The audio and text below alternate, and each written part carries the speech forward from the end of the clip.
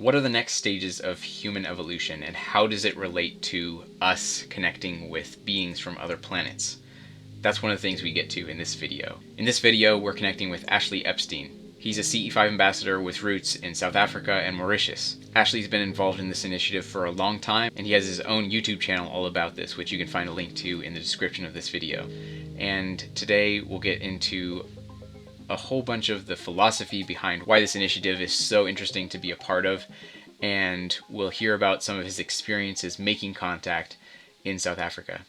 Thank you again for joining me, Ashley. I'm really glad to have you here. I've been enjoying your work and seeing how involved you are in reaching out and growing this movement, and just teaching people. I think that's like it's what I love doing, and I'm like super inspired by seeing other people do it as well.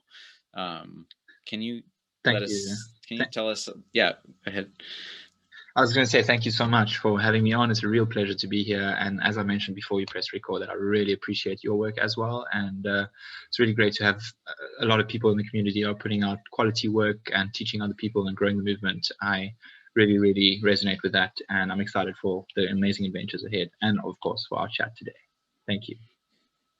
Yeah. So just to get right in, I would love to hear just a little bit of your backstory and how you got into CE5, and maybe how you were inspired to try it yourself. Yeah, absolutely. So my journey, I would say, began in 2010. It really started with my own spiritual expansion. I would say that's how I got into C5. I came across, first I was watching videos of Ancient Aliens. I came across Ancient Aliens, the series on History Channel. I'm not sure if you're familiar with it. Pretty sure most of our listeners are familiar with it. And it really inspired me to look into that subject more, because my whole life I really had the question in the back of my mind that, look, we're on this planet, which I understand is part of a solar system, that is part of this galaxy, which is part of this universe. So by definition, we cannot be alone like our government tells us, or my mom's telling me, or our family is telling us. And so in the back of my mind, I always had the idea that, look, I know we are not alone, but look, if there were ETs or other beings or other galactic societies, we would know, right? My government would tell me, and my family would tell me, and it would be an obvious fact that they would be here. So clearly, I misjudged that by quite a lot, and watching Ancient Aliens opened up quite a lot in terms of my awareness of what could be from our past. And so that really, I became really obsessed in terms of doing as much research as I could in the subject, which I did.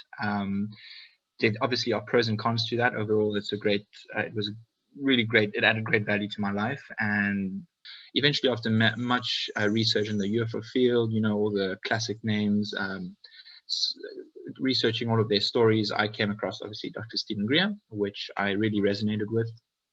Learned a lot about C5 through him, obviously remotely. I've never met him personally, although I'd really like to someday. And Stephen Greer so very much inspired me to look into C5 and take action on that. So I learned a little bit about it, and one day the classic story is that one day I was going for a haircut in the mall next to my house, and before arriving for my haircut, I saw a stand that was selling lasers. So I got really excited to get a green laser like Dr. Greer had. So I bought a green laser. I had my haircut. I came back home. I packed my bag. It was the afternoon already. Put my crystals, put my blanket, all my little goodies. Climbed on my roof, set up an altar, set up a space, had a meditation, nighttime fell, took out my laser, and really just opened my heart and opened my mind to experience whatever I needed to experience on that night. And I really had no expectations to have anything. It was just sufficient for me to be there, see the beautiful stars, and enjoy myself. And it just so happened that in the back of the corner of my eye, I spotted a very bright light that was traveling, and then it traveled and then stopped, which raised a lot of eyebrows and questions in my mind. And it's one of those, but your mind still doesn't want to believe that it is what you think it is. So that night I had a really powerful experience after seeing this light in the sky, which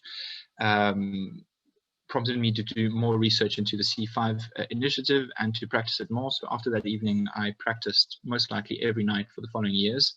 And after 2 or 3 years, I felt confident enough to start introducing this to friends and to family members and to acquaintances.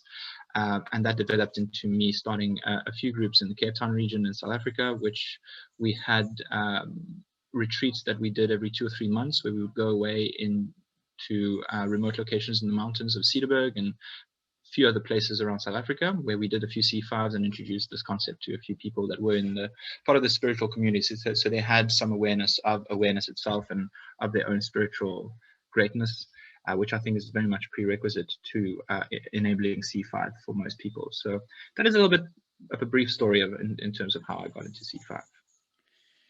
Cool. Awesome. Thank you. So after that kind of first experience you had, like, is there any really standout or really impactful experiences that you want to share? Like maybe one or two that really impacted you a lot? Yes, so that exact evening, something I shared on previous recordings that I haven't said here, is that after seeing the light for the first time, which traveled and stopped and then just simply blinked out, I was like, okay, cool, I saw a UFO. That was amazing. That's what I came out here to do. That's fantastic. Thank you. But 5 minutes later, in front of me, there is a mountain called Table Mountain. And that part that was in front of my house or on my roof at that moment is a very steep mountain. No cars can travel there. No hikers can be there. It is just a very steep part of the mountain. So it was nighttime already. It was around 7:30 or 8 o'clock at night. And I somehow saw a very faint light on the mountain. So I took my laser, I pressed clicked, and it shined on the light. And immediately I got a response from that light that shined white. So I was very like, whoa, this is interesting. It reacted directly to my thing. I know this can't be humans or a car. I'm clearly doing a C5. Maybe, just maybe, it could be what I think it is. So I flashed again twice, and it flashed back twice. And after flashing back twice, there's another light that appeared next to it, and they started just moving in tandem across the mountain in front of me. So I flashed a few times. My ego came in the way. I was like, okay, cool, let's do this. You know, the typical reaction that you would have when doing this at first. And literally 30 seconds after, I freaked out. I got super scared because I realized what was actually going on. It really hit me that, oh my God, I'm actually really doing this. This is genuine. And I simply laid back down, put my legs on the side, turned my head, and said, "That's enough.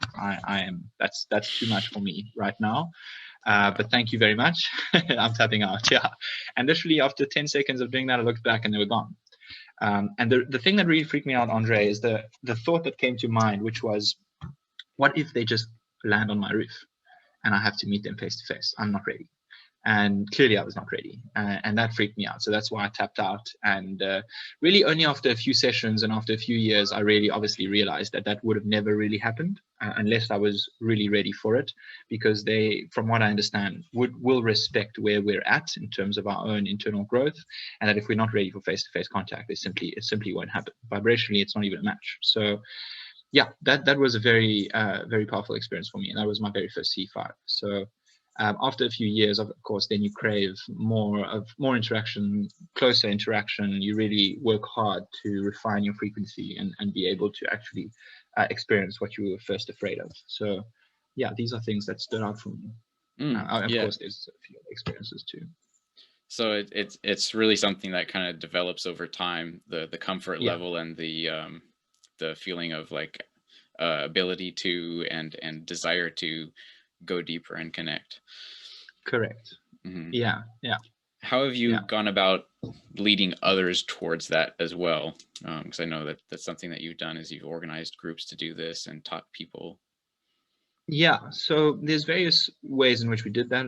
First off is a heart-to-heart discussion and an open discussion between the group members, because of course coherency is really important for to enable group experiences. I think the coherency between the group team members is very important. So an open discussion of where we're at in terms of our beliefs, in terms of our fears, in terms of our apprehensions, in terms of our excitements, and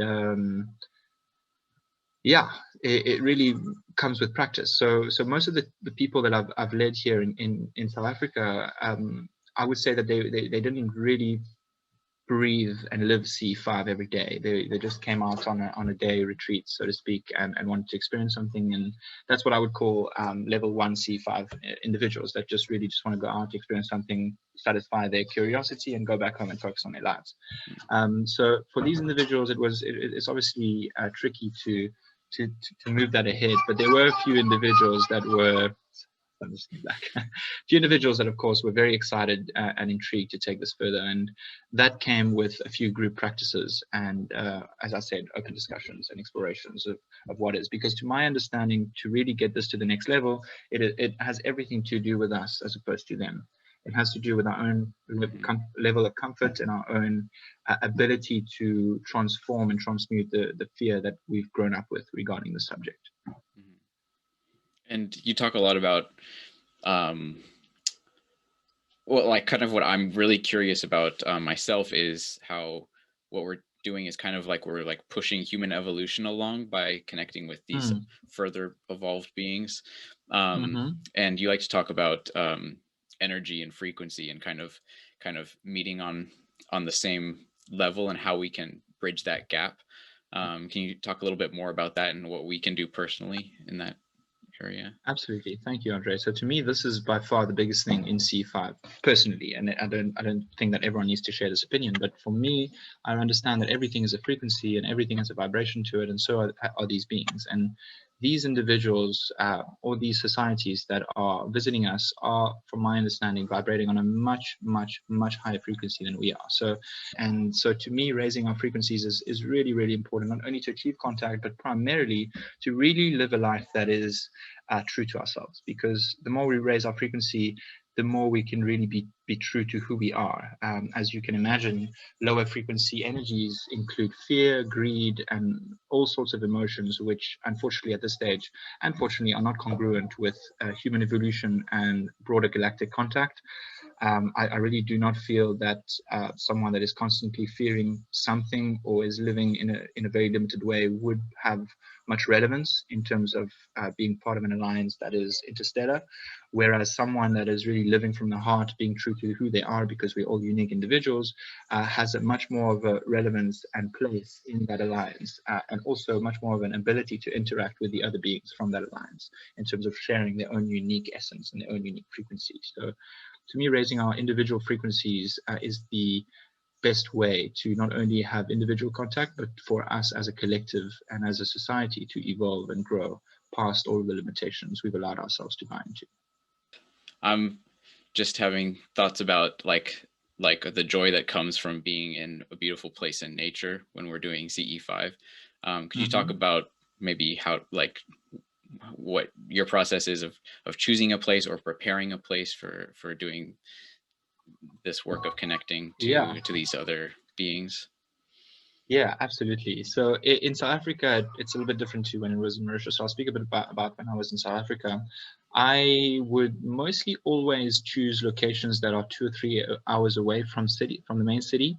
And in South Africa, if you just even go an hour and a half away, there are some stunning places. I'm sure it's the same in the States or in Australia. And for me, I really like to have a place that is, as I said, far from most city lights and most of civilization, so that I find that it has a bit of more of a refined energy. And nature, I love nature so much, so I really strive to choose a place that I really resonate with. The Cederberg Mountains in South Africa are such a stunning place. There's some beautiful mountains and fynbos and indigenous plants. And I find that when we go into nature, we somehow subconsciously take on the qualities of nature. We really resonate with nature, and that naturally raises our frequencies, whether we are aware of it or not. So that was mostly in South Africa. Although most of the times I also would do what I call C5 backyard sessions. So simply in my garden, I connect with the nature there, and I've had some really incredible experiences there as well. Mauritius, seeing as it's a pretty tiny island, I don't have the opportunity of driving 3 hours away to go to beautiful mountains. I'd end up in the middle of the ocean if I did. So I try to find beautiful spaces around my immediate area, and there are. I'm pretty blessed to say that there are quite a few. So even, for example, tonight I'm going to a friend's house, which is 15 minutes away from my house, and he lives pretty remotely, and he has a beautiful roof. He just finished it, so we invited a few friends over, and we're all going to have a little C5 there, which is going to be really great. So yeah, that's the current modus operandi with regards to choosing that. But I find that nature is such an incredible tool for us to really raise our frequency naturally. Can you share another experience or multiple experiences that you had, maybe in a group or what's coming to mind is my birthday. Yeah. Well, my birthday, I think it was 2018, 12th November 2018. We went away to the West Coast National Park, which is 2 hours away from Cape Town City. It's a really beautiful space, and we invited a few friends along. So we had these little huts in the middle of a natural in the middle of a natural reserve, and it was just after dinner. The girls were inside. We were probably 6 or 7 couples. The girls were inside doing a few other things whilst the guys were outside, and just so happened that we were standing outside, and I felt super cheeky, and I was like, for my birthday I would just love a massive ball of orange light that will simply just fly above our heads. I would love that. And I just said that and forgot about it, and literally 5 minutes later we were watching a few other interesting objects move around the sky, all of us, and immediately I saw this incredible ball of light that came exactly where I said it should come. It came literally right over our heads, flying at a very fast pace and then slowing down, and we were all just like, wow, this, I mean, we couldn't believe our eyes when it actually happened. It was incredible. And we had a few members, of course, with us that I've heard of C5, and I've heard that I really enjoy practicing it, but they had never really done it themselves, so they were also quite dumbfounded by what had just happened. And I had a great lesson on that evening, because I had my digital night recorder, which I didn't have on my person at that moment. And when I looked at the lights after 30 seconds or so, a thought came to mind, which is I should go just get my camera and record this. And then followed by another thought, which was, no, this is your birthday gift. Just enjoy it. Just be present. And I decided to act on the first thought, which was to go get my camera. So I ran inside to go get my camera, and I came back, and the light had dimmed down to completely and stopped what it was doing and just went in another direction and left. So that was a great lesson for me in that evening, to listen to my intuition, which was to simply enjoy it, be present, and be thankful for the experience, as opposed to trying to capture it. So that was a great experience that I've learned a lot from, not only with regards to my intuition, but also the fact that as individuals that are practicing C5, we have the ability to play around with that and play around with them, so to speak, in terms of requesting specific things that need to happen for confirmation, so to speak. I know of many people, including Linda from the Netherlands, who does that quite often, where she will request a few specific things and they happen as she says it. So it's really an amazing experience. I mean, I still, after 10 years of doing C5, I still totally feel like I'm an absolute beginner, still learning, still so much to learn. So that is very exciting as well. I mean, we're very much scratching the surface of what will be in the future in terms of full-on open contact, which is really what we're driving this together to do. Yeah, I think that's important place to be, and kind of stay situated in that beginner's mind of like, we're all learning in this, and there's nobody who's like who can explain somebody else's experience to them, or like we're all we're all in this together for our own experiences. And and so, Andre, let me ask you this very quickly. What do you think is the next step of contact, and how do you think we could all get there? The next step, well, I mean, just what we're talking about is just continuing to do this, and I think just more people doing this. True. And to the point that it becomes untenable to have this perpetuation of the evil alien invasion idea. That just will kind of not work, because too many people are going to know the truth and know that we have the power to affect the kind of world changing disclosure that comes with direct experience, and direct connection to these people who are coming from other planets. Yeah, yeah, absolutely. I mean, you're so right in saying that. I think that the more of us can actually learn about this and do it, even if we don't do it often, but as long as we know the principles behind it and understand it, that leaves very few people that are completely out of the loop and who would buy into a negative alien attack narrative. Because I'm pretty sure. I mean, if that had to happen, I'm pretty sure a few people would buy into it. But I think that the more people do this, and the more people learn about C5, and the more people are actually looking at this from a logical point of view, the harder it will be to really believe in the negative alien narrative. Because clearly, if you really look into it, especially UFOs and the history of UFOs, you realize they've been here for so long. They didn't just arrive yesterday, So they've been here for so long. We're still having this conversation. Clearly, that means something. So yeah, I really hope that if that should happen, that more people use their logical sense to make sense of that. And beyond that, I think like I can feel there's a turning point, where something is going to completely shift very quickly. When is that's resonating with you? I just got all shivers. Because and especially when we're able to take care of ourselves, like on a physical level, where it's like we have abundance and it's like, and we're making all the pieces fit together. It's like, when everybody has what they need and they have the room and the space to really expand themselves, then well said. I mean, it's like, it's just mind-boggling to think, like, like right now there's like, I don't know, there's like a certain number of people who are like really interested in yoga and meditation and like human potential and and all that growth, and like just imagining that kind of strong, like deep spirituality that's like not bound by any kind of religious dogma or anything like that. Just the idea of like that number of people growing to like everybody on the planet, like what a beautiful place this will be, Yeah, absolutely. That's so true. I mean, look, when we started Shift in South Africa, we hosted events. Well, basically before hosting events, well, the main mission and vision of Shift was to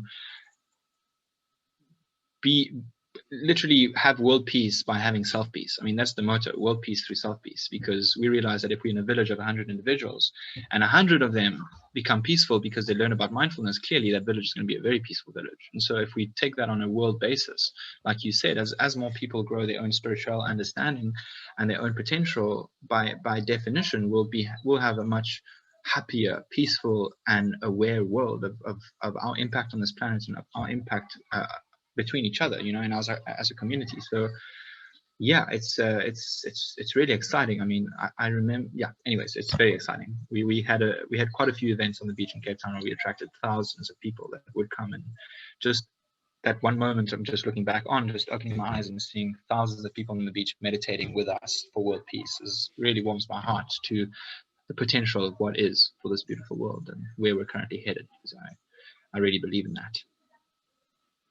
Beautiful. I wanted to ask you, I got a recent question from somebody, or I saw one about somebody who was like, have you ever had like face-to-face like conversation with an extraterrestrial, where it's like in the flesh, like talking back and forth, like we're talking, you and me right now. And that's kind of there's layers to answer that question. Like, it's like, have you ever done that? It's like, well, in a way, yes, but like it's maybe not exactly how you're picturing it. Can you explain kind of the nuances of how ETs actually manifest, and maybe how their technology and their consciousness? Absolutely. I mean, what a powerful question. This is so relevant, especially to individuals that are only coming into C5 now. I mean, that again comes down to frequency for me, because it's like the layers of an onion. It's not just black or white, So when from what I think, based on my personal opinion, how I think this is going to go down in terms of actually ending up with a face-to-face interaction with ET, the first interaction we're going to get is not going to be face-to-face. It's going to be like we are experiencing through C5. It is also at the same time going to be through the heart telepathic, because it's going to be really an emotional connection. Not necessarily thought to thought, but more emotions to emotion, and that naturally translates into a thought. So that's really how I feel that they will begin interacting with us, because that's naturally how they interact between each other. It's all telepathic, and they all are constantly speaking to each other through their own hearts and their own minds. So I think that that's how it's going to happen. It's going to first be a telepathic contact that we're all going to have. We're also then all going to remember at some stage that we know more about the subject than we think we do, that we innately have more an awareness of our star brothers and sisters than we have been taught. And I feel that as we expand our frequency individually, that will expand our frequency collectively, which will enable more opportunity for pockets of individuals in remote locations to actually have physical one-on-one contact. Because, I mean, if you look at the stories of the current one-on-one contacts that have happened, let's say between Enrique Villanueva or Sixto Pazuel's in Peru, all of these have similarities. And it's not an experience to discard. It really is a very powerful experience, and one really needs to be at a certain level to be able to not only handle that but make sense of it and have an interaction, because they are on such a high level that you really need to be, your energy needs to be really refined and as light as possible, as opposed to being a dense energy. And that's really how we're going to have more relevance and more opportunity to make sense of the conversation and the contact that we'll have with it and the information that needs to be exchanged.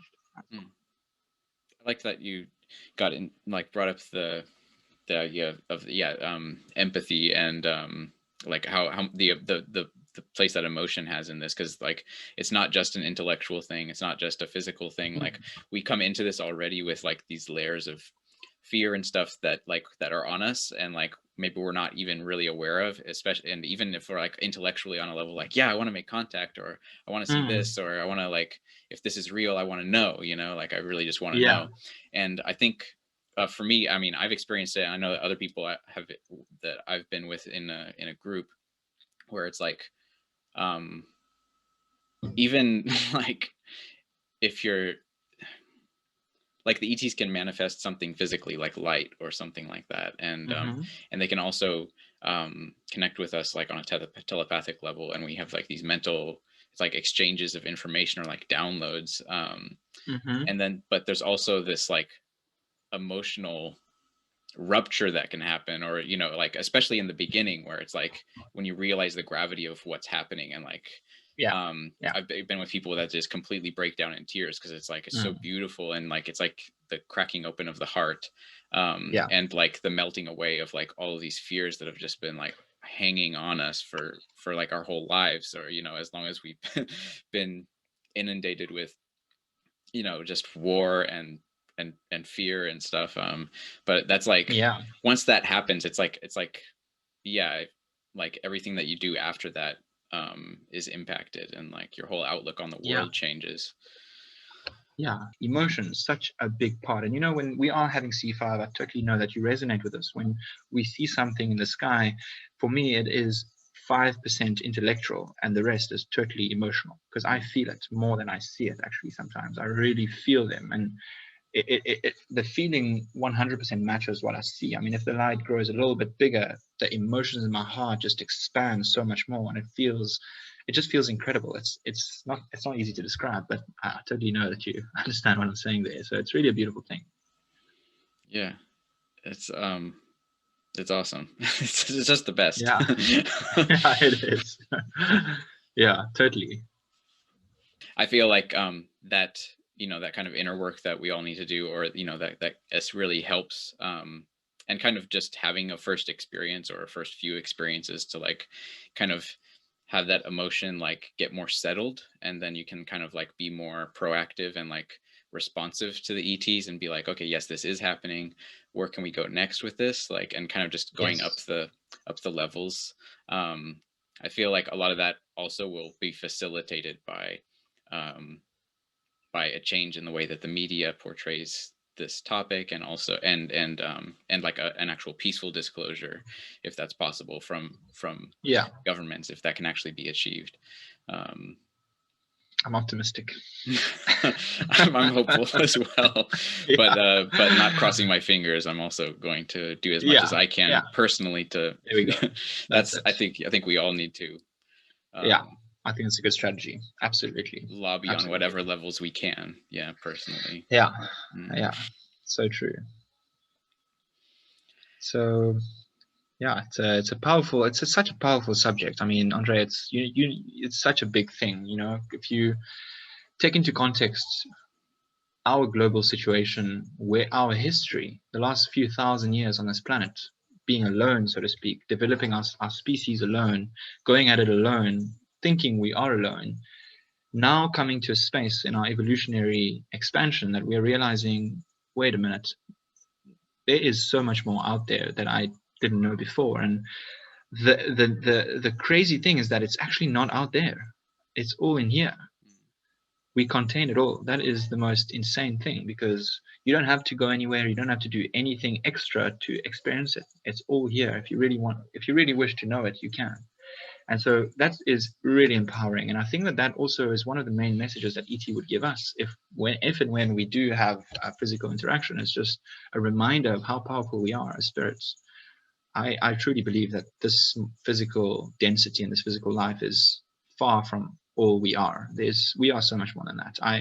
There is no doubt in my mind that we are spirit beings first and humans second, not the other way around. So yeah, there's so much more to experience, and it's all here with us, always. Well, I want to thank you so much again for agreeing and taking the time out of your busy schedule to to connect and Thanks.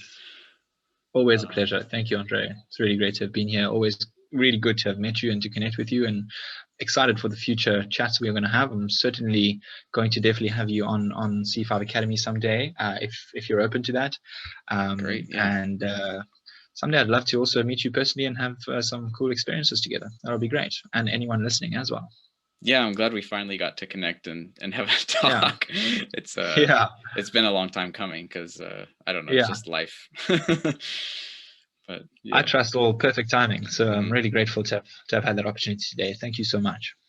Yeah, thank you. I'm excited. I've like just started having these Zoom call interviews, and they've all been going really well. So I actually spoke with Linda from the Beautiful. Netherlands last Oh, week. I'm nice. going to speak with Greg from Japan this weekend. From Jay City. Yeah, Wonderful. um, That's amazing. and yeah, I've got yeah, kind of like Got cool plans ahead. That's trying great, to get Andre. booked out, but yeah, yeah, Thank you for the amazing work you do, man. It's so important, and I'm sure it's so welcomed from everyone that's in the community. I mean, as it's been growing this year quite exponentially with regards to the new documentary from Stephen Greer, hmm it's really great to have that as a resource. So the work you're putting in is really valuable, if I may say so.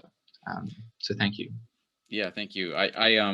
With same with you. Like I had actually I had a moment um in a dream last week that I'm sure this will resonate with you.